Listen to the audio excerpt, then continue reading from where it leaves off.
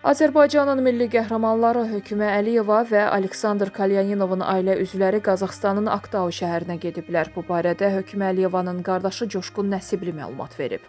Onun sözlərinə görə, məqsəd hadisə yerini ziyarət etməkdir. Axşam saatlarında Qazaxstana gəlmişik. Aktau yaxınlığında hadisənin baş verdiyi ərazini ziyarət edəcəyik. Mən, atam və Hökümə xanımın yoldaşı bir də Aleksandr Kalyanovun anası Yelena Kalyaninova gəlib. Ziyarət edib bir gün sonra vətənə dönəcəyik. Qeyd edək ki, Hökümə Əliyeva və Aleksandr Kalyanovun yaxınları hadisə baş verən əraziyə ilk dəfə gediblər. Hava gəmisinin kapitanı İqor Kişinyakinin ailəsi isə bu ilin mart ayında faciənin baş verdiyi əraziyə getmişdi. Xatırladaq ki, Azal təyyarəsi ötən il dekabrın 25-də Aktau yaxınlığında qəzaya uğrayıb.